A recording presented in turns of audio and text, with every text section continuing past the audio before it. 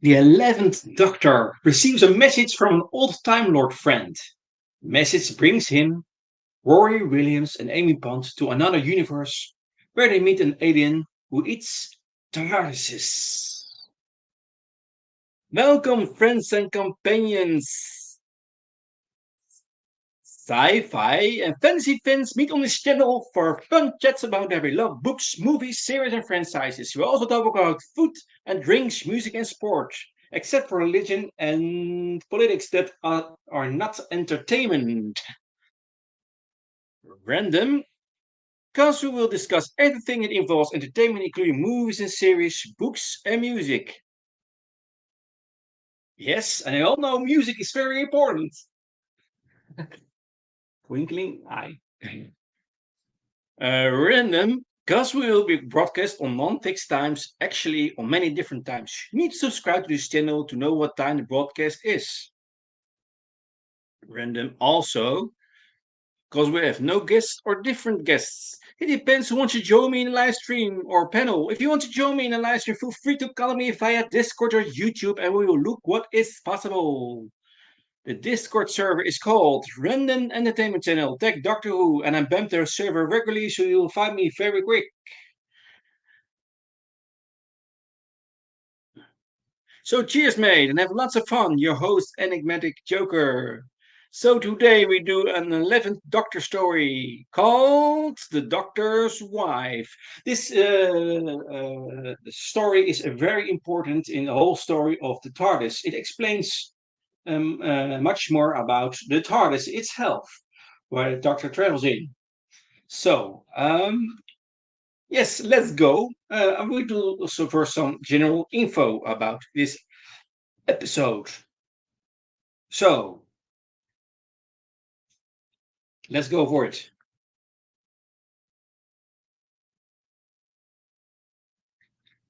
Hey, did you, by the way, did you know that TARDIS is bigger on the inside? Yeah. Okay. Did you know that? Okay. Perfect. The Doctor's Wife was the fourth episode of series 6 of Doctor Who.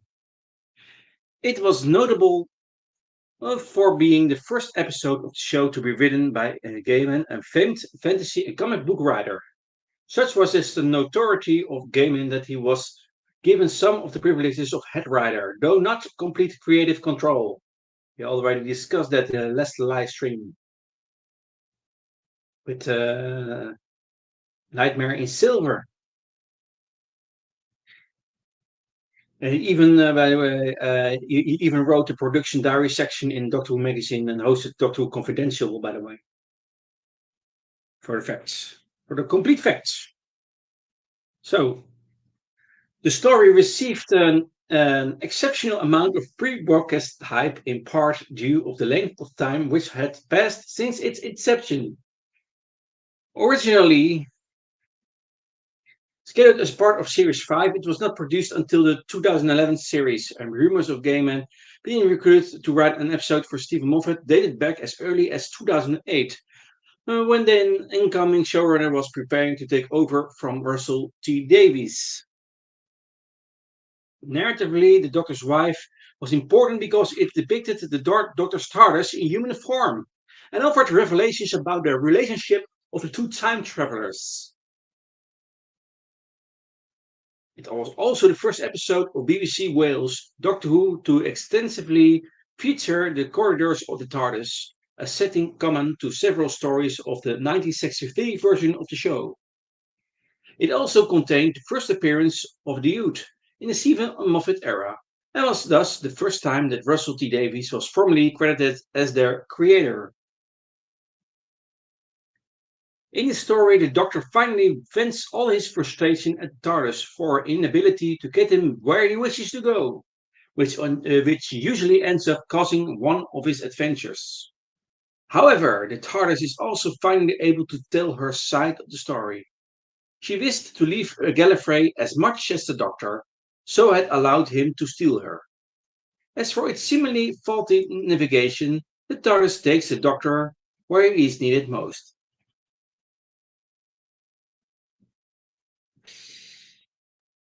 The story is also notable for reintroducing the concept that Time Lords could change gender during a regeneration.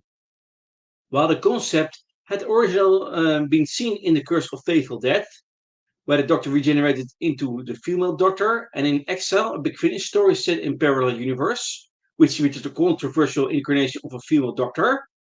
The reintroduction of the concept in The Doctor's Wife was the first time in 2005 revival it had been brought up when the Doctor mentions how his old friend, the Corsair, had at least two female incarnations. This concept would be greatly expanded on Dark Water, introduced the first female incarnation of the Master, known as Missy, and Hellbent saw the General regenerate into a female incarnation, and finally, Twice Upon a Time depicted the regeneration of the 12th Doctor into the female 13th Doctor, Jodie Whittaker. This was all a progression towards the recognition and acceptance that the Doctor could be played by a woman, despite it already having been done twice prior, finally giving form with the casting of Jodie Whittaker in 2017. Fugitive of the Yudun would also introduce another female incarnation of the Doctor in the form of Joe Martin's Fugitive Doctor. Like Love and Monsters and Utopia before it, The Doctor's Wife was also notable for its connection to a Blue Peter competition. Teenager Susanna Leah's winning design for TARDIS console was prominently featured in this episode, subsequently turned into a character options action figure set. As an episode which would receive much praise from fans, as shown in Doctor Who magazine polls, The Doctor's Wife was also the recipient of Doctor Who's first Hugo Award, not won by the head writer, by the way, but since it received the 2012 Dramatic Presentation Short Form Award. So that's some general info for this story. Spoiler, spoiler! If you haven't watched this episode or this story, please, I highly recommend you to watch it first and then tune in further for this. So I will discuss the plot now. Be ready. Okay, let's get on with it. So, in yet another universe, a woman named Idris is led down a corridor by an old woman referred to as, quote, Auntie, end quote, with Idris admitting that she is afraid of what's about to happen to her. Auntie tells her that she is right to be afraid, as it will hurt, but that her actions will serve a greater purpose. Mancott, quote, Uncle, end quote, tells Idris that he wishes that he was the one, but then darkly laughs that he isn't. She asks what will happen, to which Auntie explains, quote, nephew, end quote, will drain Idris of her mind and soul, leaving her empty until her new soul comes. A green-eyed Ood brings her onto a platform and drains her mind and soul in preparation for the arrival of a Time Lord. In the main universe, the 11th Doctor Stardust is floating in deep space. Regardless of this, however, there is a knock at the door, thoroughly puzzling Amy and Rory. The Doctor, confused and intrigued, opens the door to find a small white cube, which flies into the TARDIS and whizzes about wildly before he is finally able to catch it. When Amy and Rory wonder what it is, the Doctor excitedly responds that he has mail. The Doctor begins flipping levers in a hurry. Amy and Rory demand to know what is going on. The Doctor refers to the object as a hypercube, a form of communication for Time Lords. This one is from the Doctor's old friend, the Corsair, a Time Lord he knew across several incarnations, at least two female, and comes from outside the universe. They follow the signal, deleting the TARDIS rooms for fuel, and succeed in breaking the barriers of their universe, landing on an unfamiliar planet in a Babel universe.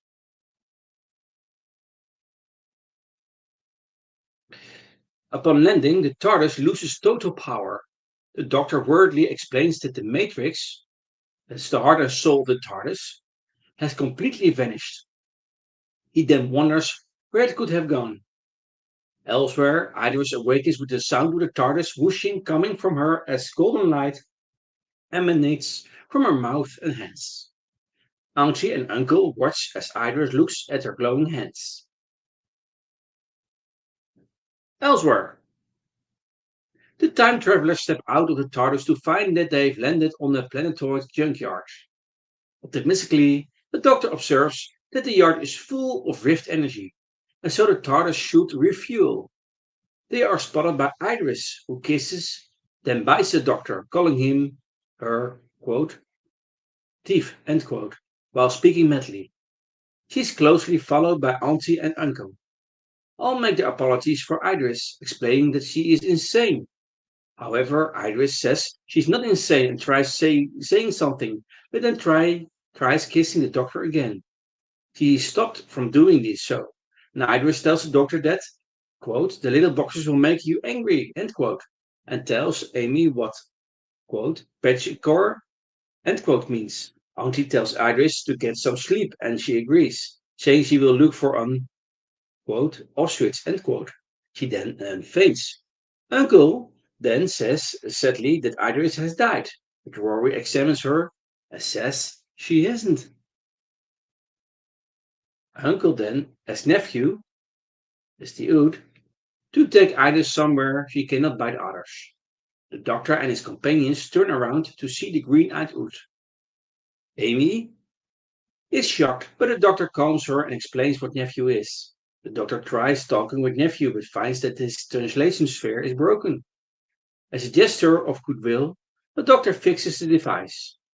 Upon activating, it plays a series of interwoven distress messages from various Time Lords. The Doctor demands Auntie and Uncle tell him who else is there, but they say it's just the four of them and the house. The travelers are confused. Auntie explains that the world that they are in is house. She now asks if they want to meet him. The Doctor agrees, taking Amy and Rory with him into a cavern. Led by Auntie and Uncle, a nephew takes Iris away.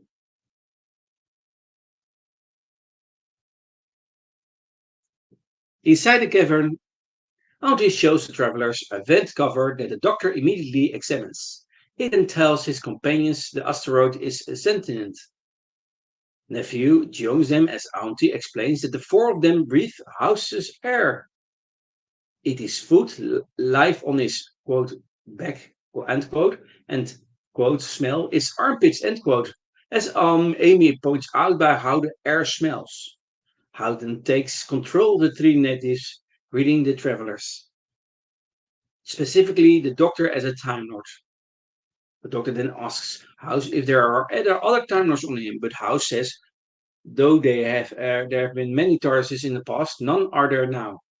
The Doctor then tells House that he is the last Time Lord and his TARDIS is the last as well. House only says it's a pity as the Time Lords were kind.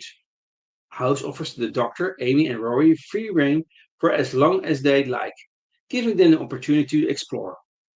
As the travelers leave, Auntie, Uncle, and Nephew look on with worried faces.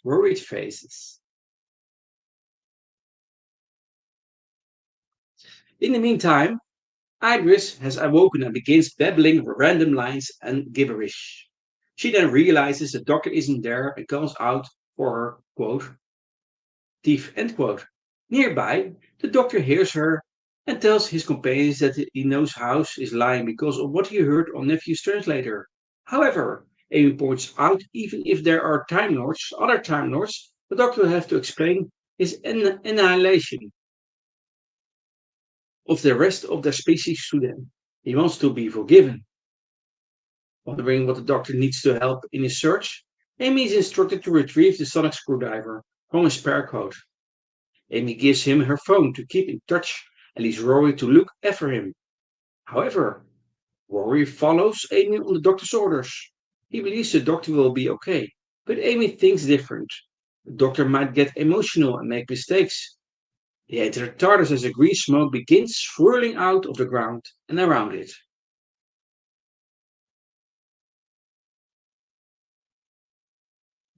Amy calls the Doctor, asking him where he said the sonic screwdriver was and is told to have a long look for it. The doctor actually has it with him and locks the TARDIS with it. He then traces distress signals to a cupboard. He is dismissive of the idea of all Time Lords being in a cupboard, but is soon prompted to open it when the voices calling for help continue. Inside the cupboard, the Doctor discovers the horrific truth. The Oot's translation sphere was picking up a series of hypercubes, all transmitting similar distress signals from Time Lords that are now long dead. Auntie and Uncle, at House's behest, released the hypercube as a means of luring the Doctor to the asteroid. Distraught, the Doctor turns on them and deduces that House has been, quote, repairing, end quote, them with bits and pieces of the Time Lords who have landed here. Angered, he tells them to run. Back in the TARDIS, Amy and Rory realize that the Doctor has lied to them and call him. The Doctor says that he lied and is sorry, but then wonders how Iris knew that finding the hypercubes would have made him angry. He tells his companions to stay still and hangs up. Amy realizes the Doctor is emotional, which is very bad.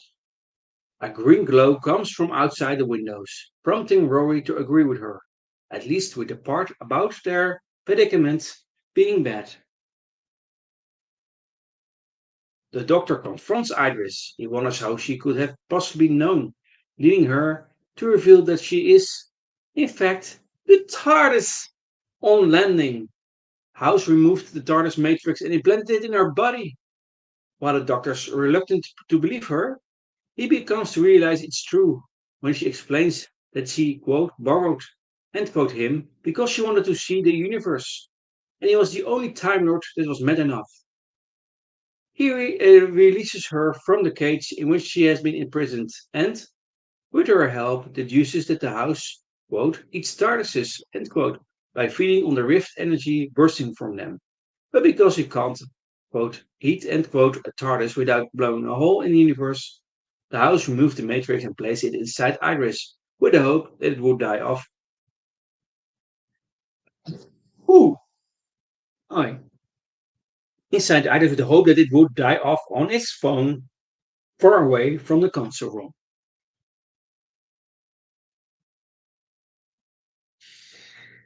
Realizing that Amy and Rory are in danger, the Doctor rushes aside. He calls them, telling them to, quote, get the hell out of here, out of there, get the hell out of there, end quote. Amy tells the Doctor that he locked the doors, but the Doctor has unlocked them with the sonic screwdriver. House has become possessing the TARDIS instead of eating it and keeping it locked. The Doctor reaches the TARDIS and tries opening it manually by snapping his fingers, but he is unsuccessful. Unsuccessful. Inside, the cloister bell rings as a green glow fills the console room. The TARDIS vanishes from the asteroid. The Doctor is left dumbstruck by these events. He has no idea what to do, which causes him to smile with joy. He then slaps himself to get back on task of following after House to save his companions. Inside the control room, House reveals his presence and explains that he will kill Amy and Rory unless they can defend by they should live. Rory claims House needs entertainment, which is why Auntie and Uncle lived on his old home. He likes to make others suffer. Hearing this, House simply tells them to entertain him, then ordering them to run, which they do without much persuasion. Back on the asteroid, the Doctor tells Iris that the TARDIS has been hijacked just as Auntie and Uncle walk up to them. Auntie explains it's time for them to, quote, pop off, end quote, but Uncle is against it. Without House around, they lack the source of their life. They then die, albeit comically. Comically. And Iris tells the Doctor they have to go where she landed, but stops from a pain in her side. Iris only has a short time left to live. The Doctor then asks his TARDIS if it has a name of its own, and Iris tells him he named her, quote, sexy, end quote, much to his embarrassment. Remembering that they are in a, TARDIS junkyard, the Doctor and Idris decide to construct a TARDIS control console from the remnants of other models.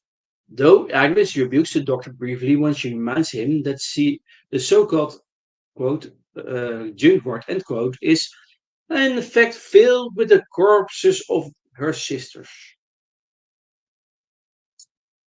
Elsewhere, as they run through the TARDIS corridors, Amy and Rory must contend with House's mind games. First, he separates them, then seemingly places Rory in a faster time stream than Amy, whereby he ages and dies in a matter of minutes, devastating her. However, the true Rory reunites with her soon afterwards.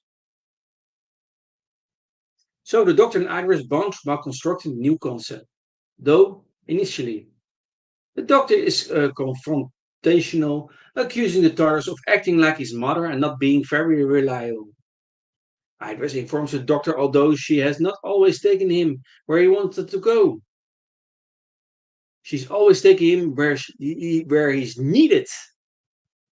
Very important.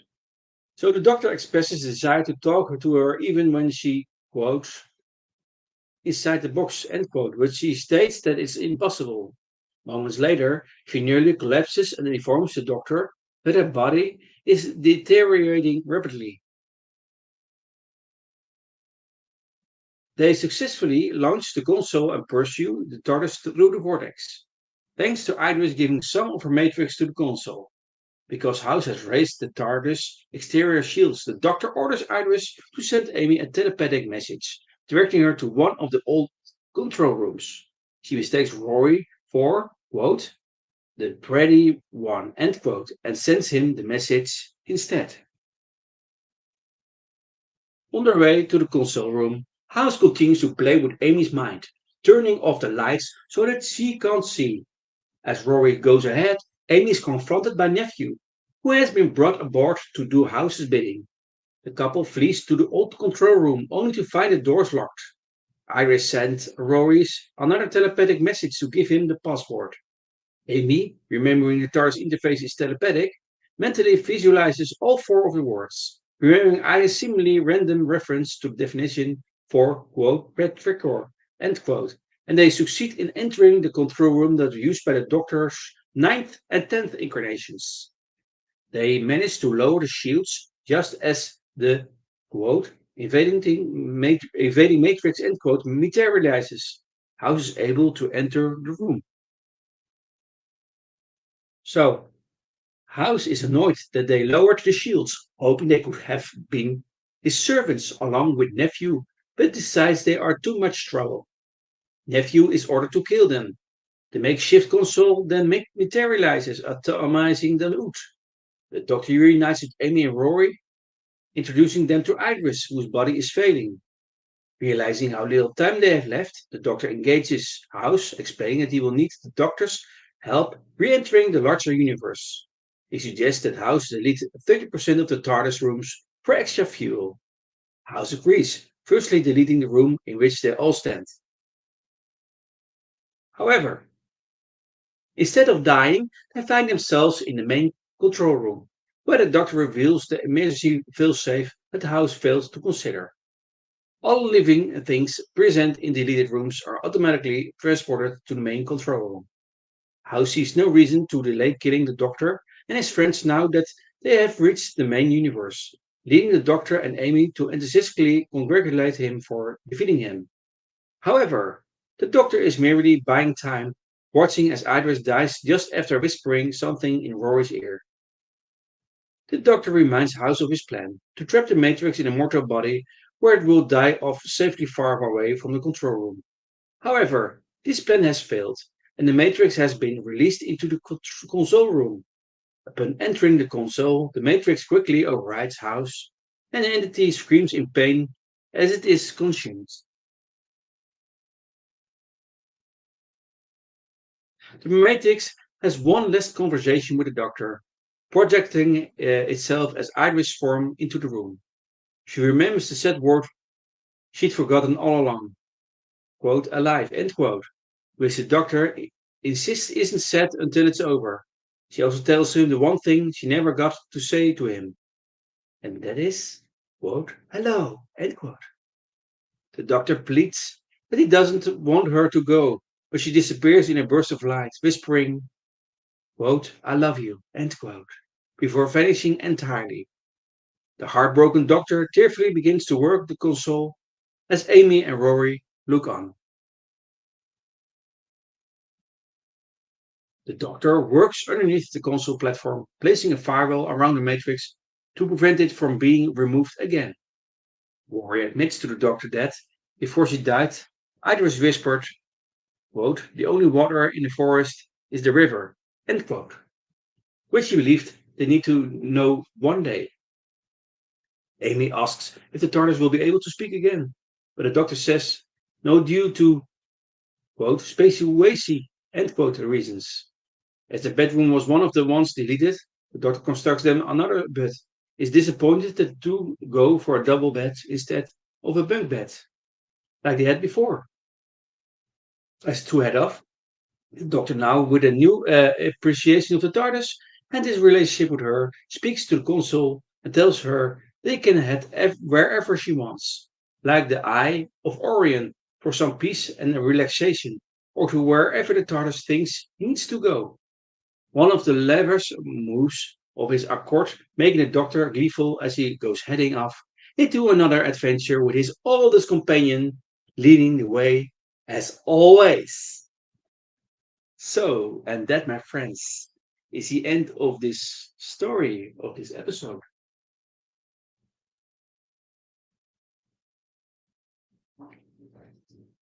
So, some cast members, and there are not so many cast members, so I name them all. The Doctor is played by the 11th Doctor. The 11th Doctor is played by Matt Smith. Amy Pond is played by Karen Gillan. Rory is played by Arthur Darvill.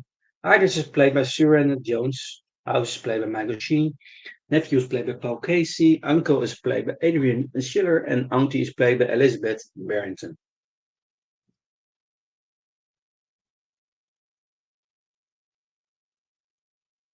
So, now some world building. First thing is that the doctor mentions he had an umbrella that resembles the patchwork of body parts that Uncle and Auntie both had. In world building in relation to Time Lords is that the Doctor mentions an old Time Lord friend, the Corsair. His TARDIS was destroyed by a house. A second thing in relation to Time Lords is that the voices of many other Time Lords are here coming from other hypercubes, and Nephew's voice box include one referencing the High Council. One other world building in relation to the TARDIS is that the TARDIS has, or at least had, several squash courts as well as a scullery. The scullery and squash court 7 are deleted. The second thing is that the Star TARDIS says that her consciousness exists simultaneously across all time and space. Third thing is that the TARDIS refers to the Doctor as a, quote, 9-year-old trying to repair a motorbike in his bedroom, end quote. Fourth thing is that the current version of the TARDIS still has many corridors and not all run horizontal, at least after House has disabled the artificial gravity. House comments on this, indicating that he had not had corridors in the asteroid. Fifth thing is that the cloister bell rings as House takes control of the TARDIS. And another thing is that TARDIS says the TARDIS says he archived all of her old control rooms and has already formed ones that haven't been seen yet. Something that the Doctor says is not possible. And now some world building in relation to the Doctor. The Doctor is that the Doctor mentions that he has rebuilt a TARDIS before. And last thing with world building in relation to influences is that two things. That's the Neil Gaiman-based House personality and his treatment of Rory and aiming on AM in Harlan Ellison's famous short story, quote, I have no mouth and I must scream, end quote. Gaiman posted on Tumblr that he hoped to make Harlan Ellison smile with the shout out, and apparently he did. And next thing is that Neil Gaiman was initially inspired by, quote, the most dangerous game, end quote, where a game hunter trapped on an island becomes the prey for one of his rivals.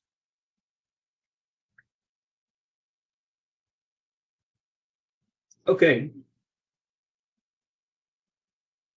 I will now do some continuity because every story and every episode in Doctor Who is linked to each other in some way.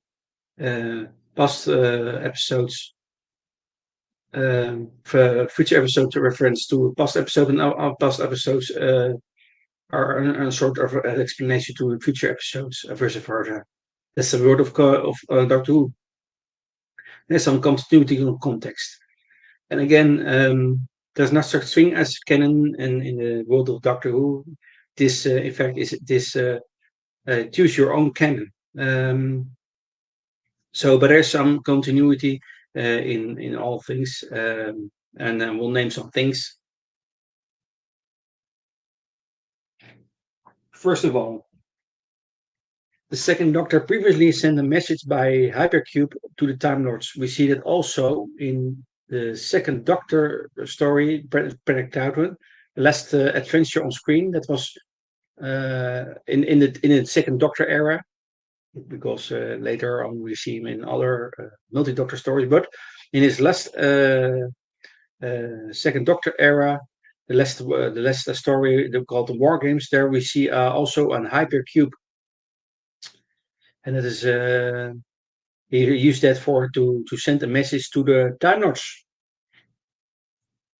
Another thing is that the Doctor's TARDIS has been stolen several times before, notably during his 10th incarnation. We see that in TV story Utopia, The Poison Sky, and Journey's End. A third thing is that another entity previously tried to house its mind in the TARDIS. In that case, the TARDIS consciousness was still present and proved stronger. You see that in the audio story, The High Price of Parking. Fourth thing is, continuity in the context, is that House uses the TARDIS telepathic circuits. We see that in the TV story, The Edge of Destruction. That's an First Doctor story. And that House uses the TARDIS telepathic circuits so to deceive Amy and Rory, making it dark for one while light for the other, causing Amy to hear Rory's voice, making it appear that Rory had aged and spent years apart from Amy, etc., etc., etc.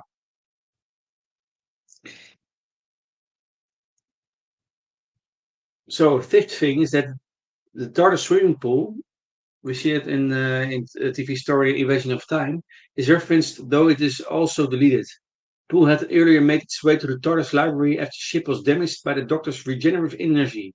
We see that in the first 11 Doctors story, The 11th Hour. Matt Smith, also. So it was also used to save River Song's life. We see that in the Day of the Moon.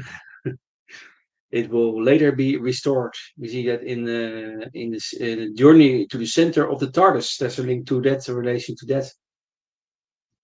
The Seventh Doctor also had to jettison it once, causing the Doctor a mail strip to Paradise Towers. Yes, that is called the story Paradise Towers.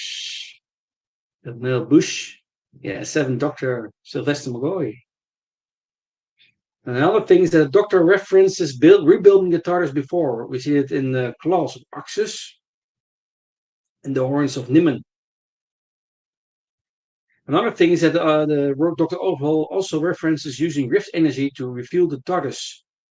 We see that in the story Boomtown and in the TV story Utopia. Another thing is that the Doctor asserts that he killed all of the Time Lords. We see that there's a link to the TV episode, TV story The End of Time. Another thing is that Ood appears and the Doctor mentions his continuing inability to save them. The TV story The Salem Pit and the Planet of the Ood. Another thing is that the Doctor tells Uncle and Auntie to, quote, basically run, end quote. He said the same thing to Atraxi. We seen it in a TV episode, the 11th hour. Another thing is that an hallucination of an ace robbery mentions waiting 2,000 years for Amy. And you did it to me again. See it also in the TV story, The Big Bang. Another thing is that Amy's spot of delight is her wedding. Also reference, also a link to The Big Bang. Behind the doctor's back, Amy and Rory again discuss what they are going to do with him concerning the witnessing the death of his 1103-year-old self. That is a link to the TV story, The Impossible Astronaut and the Curse of the Black Spot. Another thing is that previous TARDISes in human form include Mary in prose, alien bodies, compassion from prose, the shadows of Avalon, to prose, the ancestor cell, and Glinda in audio story, Omega, though they were evolved in future TARDISes. The idea of the TARDIS minds in human bodies was also in audio unregenerates. Another thing is that Idris slash the TARDIS directs Amy and Rory to a copy of previous TARDIS console room prior to its reconstruction. Linking back to the 11th hour. Another thing is that the TARDIS previously used a psychic connection to send messages and to frighten its inhabitants. You see it also in the TV episode The Edge of Destruction. With their first doctor, Ina Barbara Susan Foreman. Another thing is that extra energy is given to the TARDIS by deleting various rooms of the TARDIS. We see that in the TV story Logopolis with the fourth Doctor Tom Baker and then Castor Valva in the fifth Doctor story Peter Davison. Another thing is that the Doctor offers to take Amy and Rory to the Eye of Orion. It's also in a relation with the TV story The Five Doctors, a multi-doctor story with Peter Davison. Another thing is that Iris slash TARDIS states she has all of the older control rooms saved in her archives, as well as many that have not been seen yet.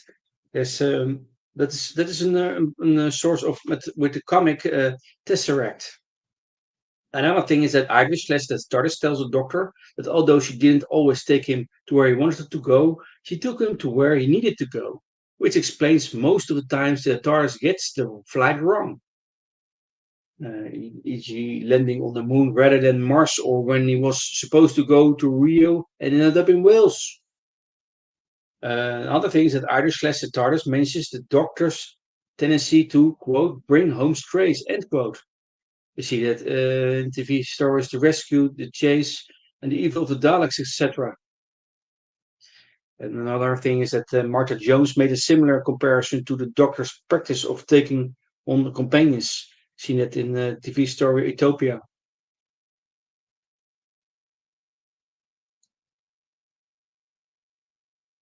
Another thing is that the Doctor and the TARDIS reference the ability to change the TARDIS desktop team. Seen it in, for example, in Time Crash. Another thing is that the inhabitants of House's asteroid refer to themselves by familial titles, much like the family of blood. We see that in the two-part story with the 10th Doctor, Human Nature, and the family of blood. Another thing is, while housing the TARDIS matrix, Iris names herself, quote, a sexy, end quote, in reference to the Doctor calling her, quote, you sexy thing, end quote. See that in, there's a link to the 11th hour. So, cozy. The Doctor's call, another thing is that TARDIS calls the Doctor her, quote, teeth, end quote, and they discuss how he stole or borrowed her. We see it in also in with again with the war games about Trouble and Five Doctors, Peter Davison et al. Next thing is the Doctor says that the place in which they materialize is filled with rift energy. which will enable the TARDIS to power up quickly. There's also met Boomtown and Ninth Doctor, Christopher Eccleston, and another Utopia, the Tenth Doctor. Another thing is, while trying successfully to get into the TARDIS, the Doctor snaps his fingers to gain access. See it in the Forest of the Dead, the 11th hour, and the Day of the Moon. Another thing is that Ian Chesterton, one of the companions of the First Doctor, was the first to observe of the TARDIS. He was the first to observe of the TARDIS, quote, "It's alive," end quote. We see that in Unearthly Child is the first screen story of the Doctor. Another thing is that Third Doctor, John Pertwee, previously traveled using just the TARDIS console. We see it in the story, the 7 parts story Inferno, where he's in another parallel universe.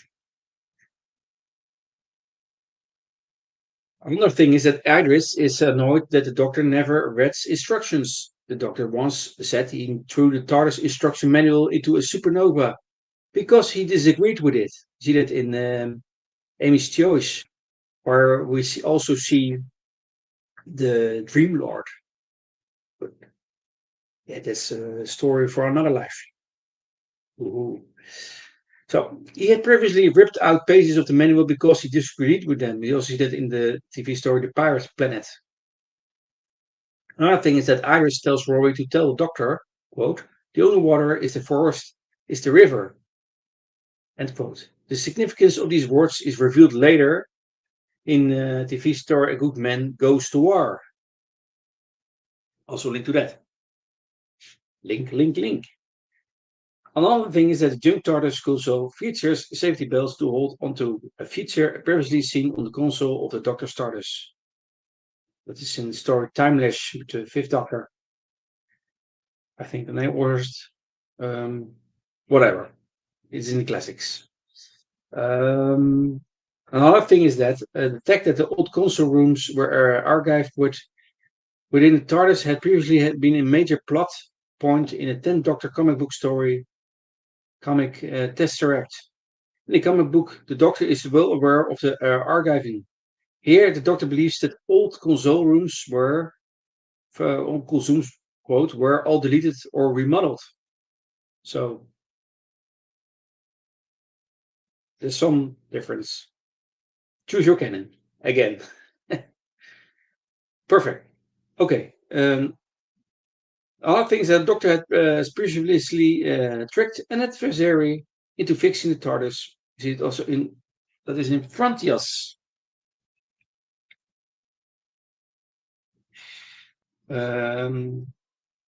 Another thing is that this isn't the first time the Doctor and his TARDIS communicate. He also did so in audio Zacharias. The TARDIS used a hologram of the Brigadier in order to speak.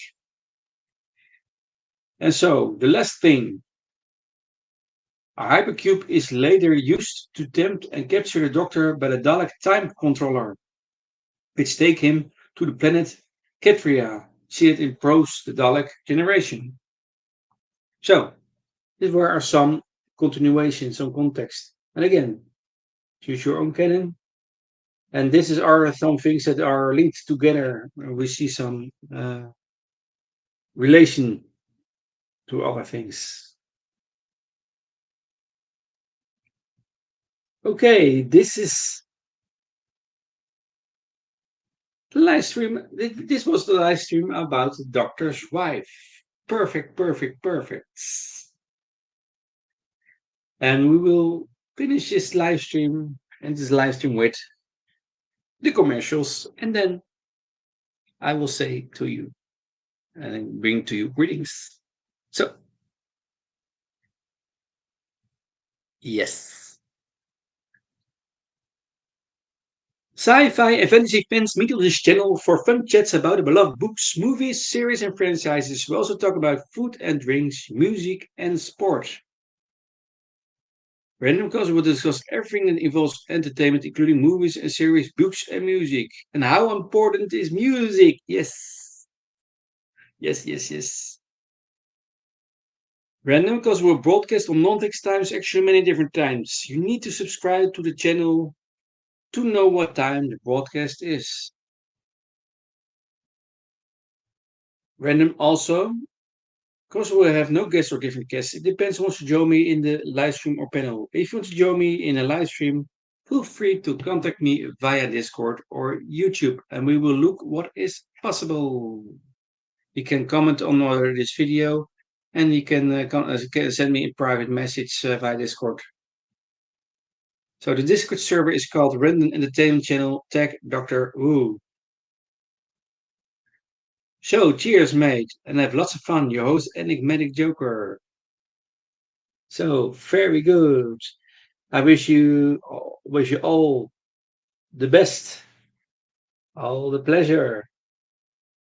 Enjoy, enjoy your favorite things, your favorite show. Enjoy Doctor Who and watch Doctor Who. For now, I say to you, see you next time. Bye bye. Kai, zwei, sei, dai, sai, dai, vai, yai, mai, ai.